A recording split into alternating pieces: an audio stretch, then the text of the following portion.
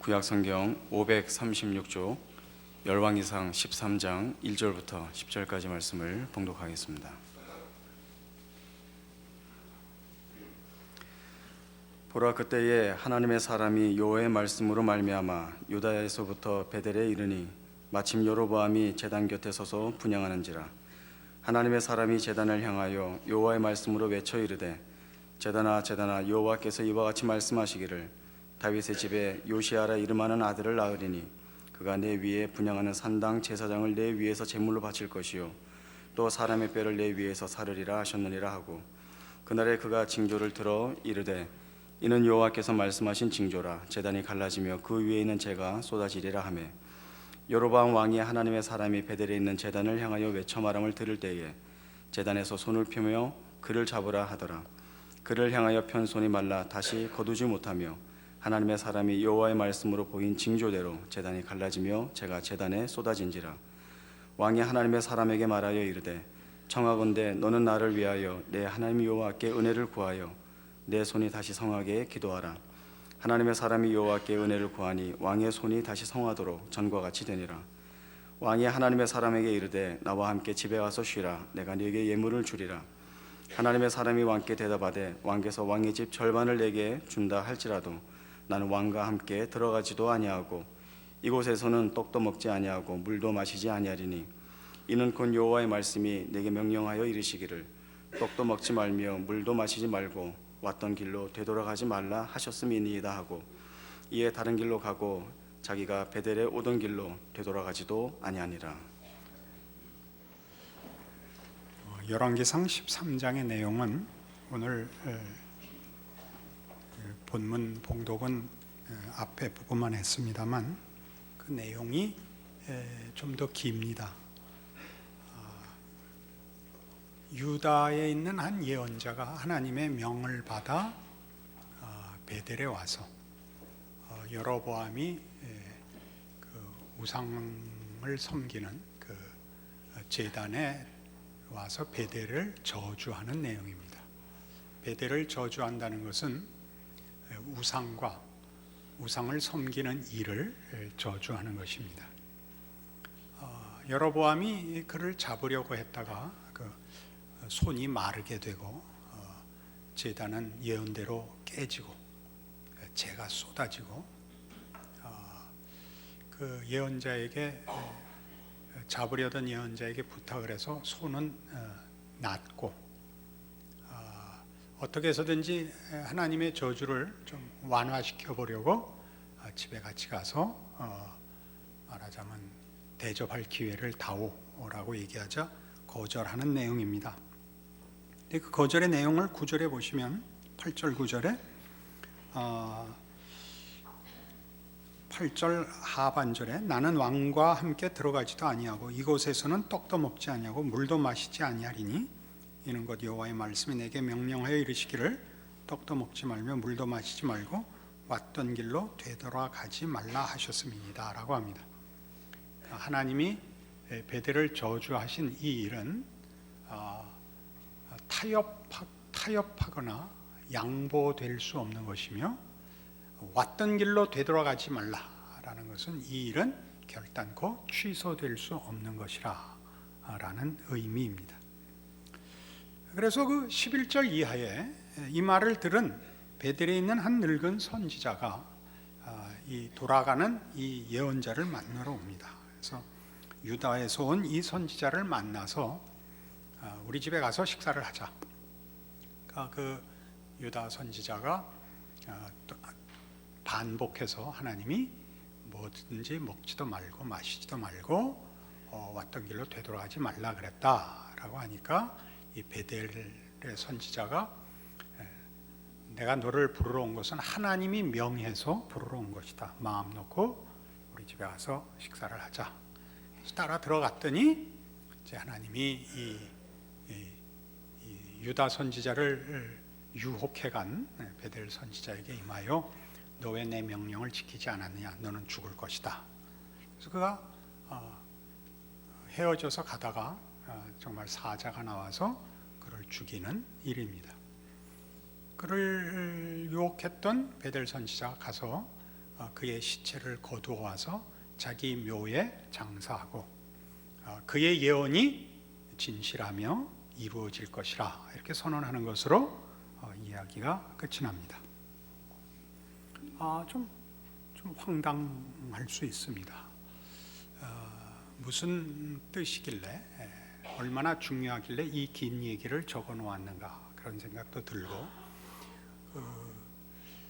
유다 선지자가 와서 증거하고 돌아가다가 베델 선지자의 유혹을 받고 진 것도 의아롭고 그를 유혹한 사람 그 선지자도 또 뭐 납득이 안 되고 그가 그를 죽게 만들어 놓고 또 나중에 그의 예언이 진실하다 그것이 하나님의 말씀이다 라고 증언하는 것도 우리가 보기에는 조금 어렵습니다. 이 내용은 성경이 이 중요한 사실을 하나 가르치려고 기록한 것입니다.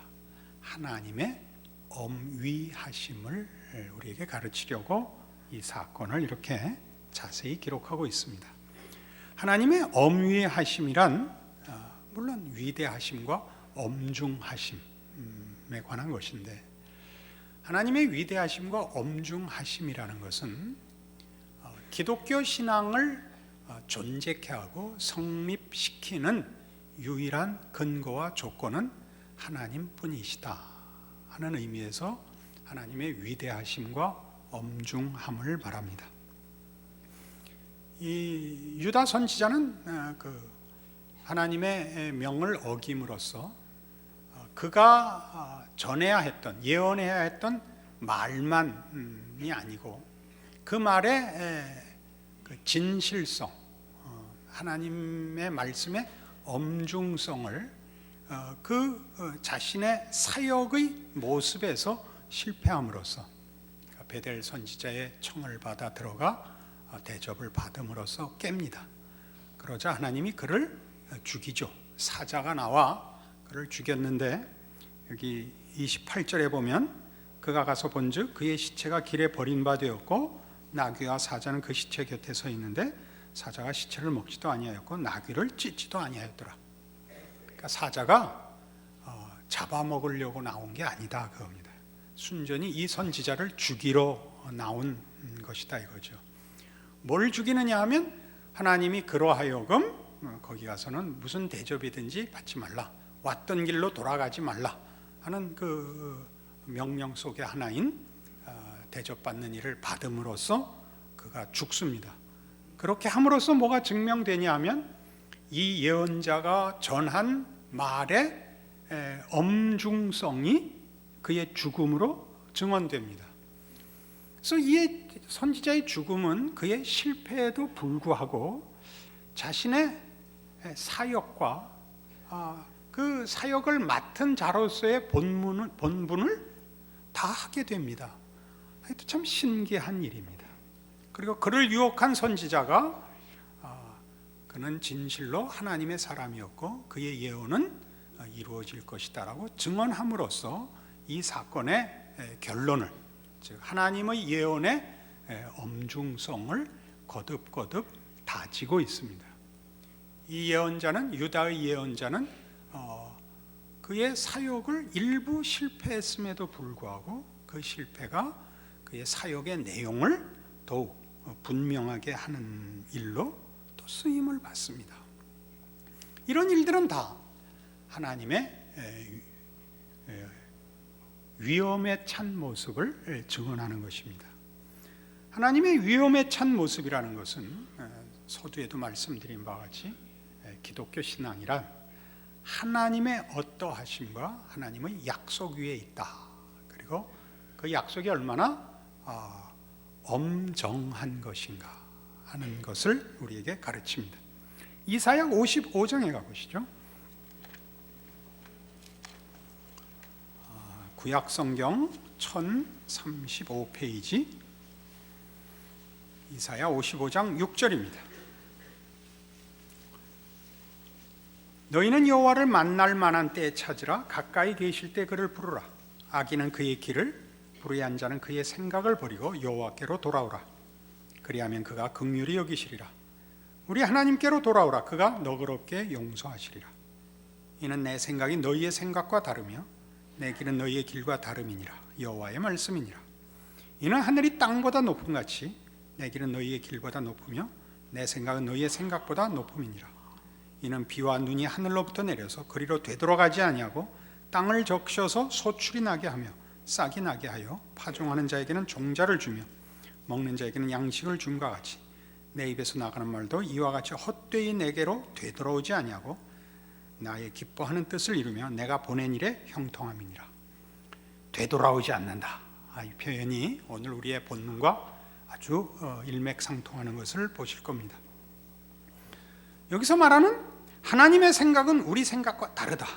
내 길은 너희 길과 다르다. 하늘이 땅보다 높음 같이 내 길은 너희 길보다 높고 내 생각은 너희의 생각보다 높다. 하나님이 더 지혜로우시다. 얼마든지 그렇게 얘기할 수 있습니다. 하나님의 생각이 더 깊다, 더 복되다. 얼마든지 그렇습니다. 그러나 오늘의 본문과 연결해서는 하나님의 뜻은, 하나님의 의지는 우리의 의지보다 높습니다. 고집이라는 측면에서의 얘기가 아니고 하나님의 신실하심에 관한 것입니다. 하나님의 성실하심과 신실하심은 인간의 변덕, 인간의 연약함과 비교할 수 없다는 얘기입니다. 즉 하나님은 우리에게 하나님 되시는 일을, 또 온 우주 만물과 역사의 주인이 되시는 일을 결단코 양보하시지 않을 겁니다. 타협하시지 않을 것입니다. 그 뜻을 이루시고야 말 것입니다. 여기에 말하자면 하나님의 모든 하나님의 백성을 향한, 이때 하나님의 백성 꼭 특별히 신자들이라는 제한보다 더 넓게 하나님이 창조한 모든 존재들에 대한 하나님의 하나님으로서의 선포가 있는 것입니다. 나는 하나님이다. 내 뜻이 이루어질 것이라. 그 뜻과 그 약속 속에 너희가 서 있고 안겨 있느니라. 나는 하나님 된 것을, 너희의 하나님 된 것을 결단코 타협하지 않으리라. 양보하지 않으리라. 취소하지 않으리라. 이렇게 말씀하는 겁니다. 그래서 여기 나오는 6절과 7절에 있는 너희는 여호와를 만날 만한 때 찾으라, 가까이 계실 때 그를 부르라 라는 것은 선택의 문제보다 더 큰 겁니다. 내가 주인이다. 내 뜻이 이루어질 것이다. 너희는 선택의 여지가 없다. 그런 뜻입니다. 그러니까 기독교 신앙을 성립시키고 기독교 신앙에 힘을 주는 것이 무엇이냐? 그러면 이 하나님의 하나님 되심의 항시성이요, 영원성입니다. 우리의 창조주시며 우리의 아버지 되시기를 기뻐하시는 하나님의 어떠하심, 그의 권능과 신실하심과 그 엄위하심이 기독교 신앙을 존재케 하는 것입니다. 우리는 이 하나님의 위엄에 찬 모습을, 그 위엄이 가지는 그 지극한 모습을 예수 그리스도의 죽음에서 봅니다. 고린도전서 11장입니다. 신약 성경 고린도전서 11장입니다. 신약 성경 276페이지 고린도전서 11장 23절입니다. 내가 너희에게 전한 것은 주께 받은 것이니 곧 주 예수께서 잡히시던 밤에 떡을 가지사 축사하시고 떼어 이르시되 이것은 너희를 위하는 내 몸이니 이것을 행하여 나를 기념하라 하시고 식후에 또한 그와 같이 잔을 가지시고 이르시되 이 잔은 내 피로 세운 새 언약이니 이것을 행하여 마실 때마다 나를 기념하라 하셨으니 너희가 이 떡을 먹으며 이 잔을 마실 때마다 주의 죽으심을 그가 오실 때까지 전하는 것이니라. 그의 죽으심이 기독교 신앙을 성립시키는 것입니다. 성자 하나님의 죽으심. 우리는 성자 하나님의 죽으심, 예수님의 죽으심에 대하여 여러 가지 말을 할 수 있습니다. 하나님의 지극한 사랑, 우리를 구원하시는 하나님의 능력. 그러나 오늘 본문을 가지고 우리가 확인해야 되는 이 모든 일들은 이렇게 세부 사항으로 나가기 전에 가장 근본적으로 하나님이 누구시며 우리와 어떤 관계시냐 하는 문제에 있어서 우리를 말하자면 믿음으로 묶습니다. 하나님은 믿을 만한 분이라, 더 나아가서 하나님 외에 선택의 여지가 없다. 그런 것을 알게 되죠. 하나님의 하나님 되심이 우리를 하나님의 자녀라는 이름으로 존재케 하며 우리의 운명을 그의 신실하심으로 인도하시고 결과시킬 것이라 하는 사실이 기독교 신앙을, 우리 자신의 신앙 고백을 만들어내는 것입니다. 이 예수 그리스도의 죽으심이라는 것은 우리가 아는 대로 인간이 상상할 수 있고 경험할 수 있고 또 최대한으로 힘을 낼 수 있는 것의 극치입니다. 그죠? 죽음 이상은 없습니다. 죽는다는 것은 그 정성과 내용을 다 하는 것의 극치입니다. 그 이상은 없죠. 그러나 이제 이 예수 그리스도의 죽으심으로 우리에게 하나님이 우리에 관하여 하나님 자신에 관하여 증언하시고 깨우치시는 일들은 그러나 한 걸음 더 나아갑니다. 로마서 5장에 가면 이렇게 하나 더 나가 있습니다. 244페이지 신약 성경입니다. 로마서 5장 8절. 우리가 아직 죄인 되었을 때 그리스도께서 우리를 위하여 죽으심으로 하나님께서 우리에 대한 자기의 사랑을 확증하셨느니라.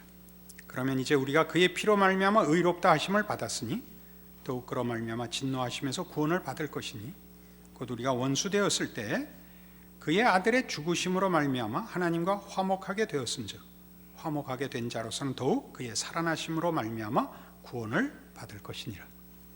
죽으심으로 말미암는 구원, 살으심으로 말미암는 구원, 이렇게 두 가지 표현을 하고 있습니다. 제랄드 시처라는 미국의 신학자가 있습니다. 신학교 교수이며 또 목회도 하고 있는 목사님이신데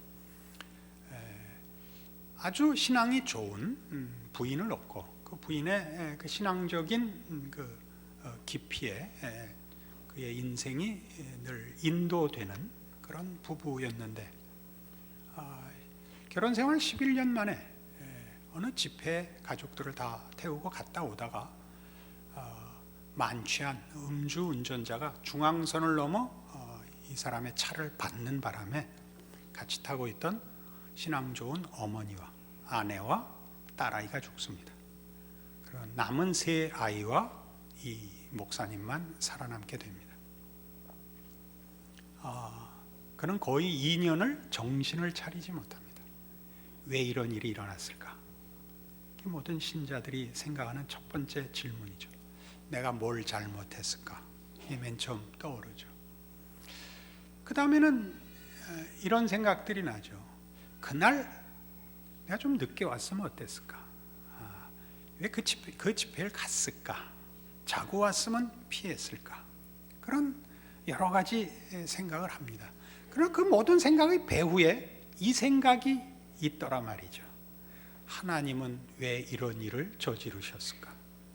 이게 그를 괴롭히는 겁니다.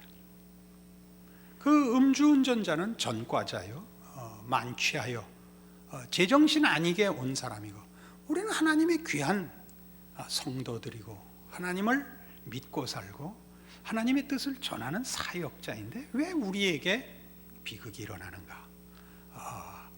용서하십시오. 이제 이런 표현이죠. 하나님은 뭐 하고 계시는가? 이렇게 됐습니다. 그 2년을 고통 속에 보내면서 그가 가지는 최고의 유혹은 자살의 충동입니다. 왜냐하면 성실하게 산 것이 보상을 받지 못하는 세계에서 성실하게 살 책임이 뭐가 있냐? 그게 괴롭히죠, 그를. 진실하게 산다는 것이 그렇지 않은 사람에 의해서 파괴될 수 있는 인생이라면 진실하게 살 가치가 있냐? 이것이 그를 괴롭힙니다. 그러나 그는 극복합니다. 신앙으로 극복하지 않습니다. 여기가 중요합니다. 기도하고 마음의 평안을 얻었다는 아닙니다. 그가 극복한 이유는 하나입니다. 선택의 여지가 없었답니다. 어떤 선택의 여지요? 자신의 인생을 망치는 건 괜찮은데 자기가 헤매니까 애들이 망가지더라는 사실입니다. 애들은 보호자가 필요합니다. 자기는 자기의 인생을 포기할 수 있지만 애들 인생은 자기가 포기하면 본인들의 책임이 아닌 부모 때문에, 부모에 의해서 망가진다는 현실 때문에 그는 일어납니다. 이렇게 표현을 했습니다. 나의 선택은 처음부터 분명했다. 무슨 말이냐면 선택의 여지가 없었다는, 그러니까 미국식 표현입니다. 나의 선택은 처음부터 분명했다. 죽을 수 없습니다. 다른 방법이 없고 그는 자식들을 위하여 일어서야 됩니다. 그러나 하나님의 선택은 모호했다. 그 표현 아시겠죠? 하나님은 뭐하고 계시는지 분명치 않았다. 중요한 표현을 했습니다. 그러면서 이제 극복해 들어옵니다. 우리는 뭐 이 사람의 신앙을 지금 뭐 운운하자고 이 예를 든 게 아니라, 이 사람이 죽음을 생각한 것이 꼭 절망과 자폭이 아닙니다. 진실함과 성실함으로 사는 것이 보상받지 못하는 사회에서 불성실하게 살아야 한다면 나는 그 인생은 살지 않겠다. 이 유혹이 오는 겁니다. 그러나 그가 극복하는 건 자식들을 위해서 극복하는데, 뭘 극복하냐면 성실하게 산 것이 보상받지 못하는 한이 있어도 나는 아이들을 위하여 살겠다. 이게 극복입니다. 하나님이 우리에게 예수 그리스도를 주셨다는 건 무슨 의미냐 하면, 내 아들을 잡아서라도 나는 너희 편을 들겠다입니다. 그러나 예수님은 우리를 위하여 죽으실 뿐만 아니라 부활하셔서 하늘 보좌 우편에 앉으사 살아서 매 순간 죽으시는 그 정성보다 큰, 아까 예를 든 사람 같이 우리가 말을 듣지 않고 가치가 없을지라도 나는 내가 살아있는 한 너희 편을 들겠다, 너희를 편들기 위하여 영원히 살겠다라고 부활하셨다, 이런 말입니다. 여기에 말하자면 하나님이 누구신가에 대한 가장 놀라운 내용이 내포되어 있는 거죠. 예수를 주셨다는 게 무슨 의미인지, 그가 부활하셨다는 게 무슨 의미인지, 그를 보내신 하나님이 누구신지가 가장 놀랍게 증언되고 있는 것입니다. 그러니까 우리는 하나님의 놀라우심, 그 경이로움, 위엄에 찬 하나님이라는 말을 다만 능력에서 높다거나 의지에서 변함이 없으시다든가 그 정성이 지극하다든가 라는 것보다 더 깊은, 하나님은 과연 하나님이시다, 하나님 되심을 중단하시거나 타협하시지 않는 분이다, 우리에게 아버지가 되기로 작정하신 것을 포기하거나 조금도 게을리하시지 않는다라는 성경의 선언과 마주서게 되는 것입니다. 그래서 성경은 신앙적인 요구들을 이 근거하에서 합니다. 히브리서 12장입니다. 신약성경 366페이지 히브리서 12장 1절부터 봅니다. 이러므로 우리에게 구름같이 둘러싼 허다한 증인들이 있으니 모든 무거운 것과 얽매이기 쉬운 죄를 벗어버리고 인내로서 우리 앞에 당한 경주를 하며 믿음의 주여 또 온전케 하시는 이인 예수를 바라보자. 그는 그 앞에 있는 기쁨을 위하여 십자가를 참으사 부끄러움을 개의치 아니하시더니 하나님 보좌 우편에 앉으셨느니라. 너희가 피곤하여 낙심하지 않기 위하여 죄인들이 이같이 자기에게 거역한 일을 참으신 일을 생각하라. 너희가 죄와 싸우되 아직 피 흘리기까지는 대항하지 아니하고 또 아들들에게 권하는 것 같이 너희에게 권면하신 말씀도 잊었도다. 일렀으되 내 아들아 주의 징계하심을 경히 여기지 말며 그에게 꾸지람을 받을 때 낙심하지 말라. 주의 징계하심을 경히 여기지 말라. 그게 무슨 말인지 아시겠죠?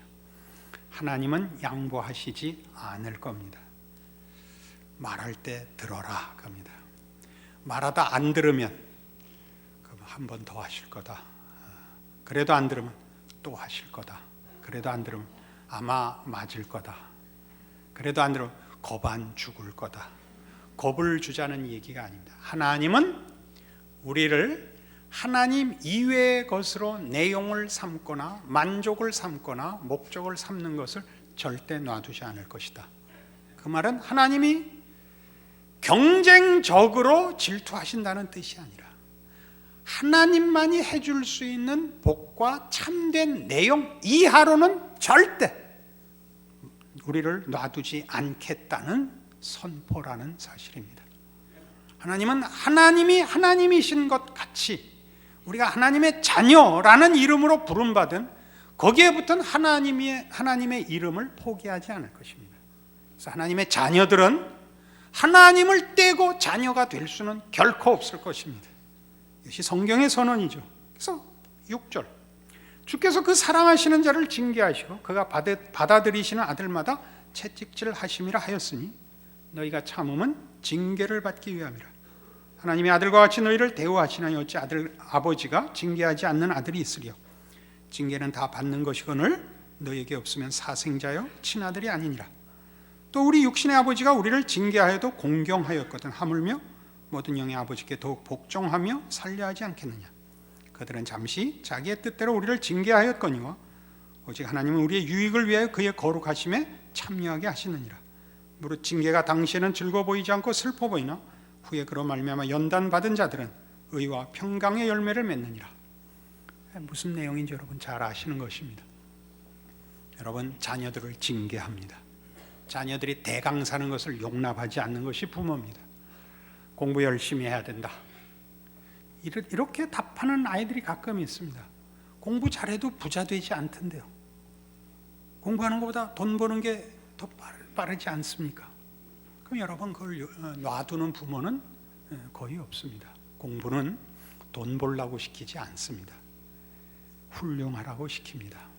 요새는 뭐 공부를 해도 훌륭해지지 않는 일이 너무 많으니까 좀 잊기 쉬운데, 공부는 보다 깊은 것입니다. 그것은 다만 기능적인 것이 아니지 않습니까?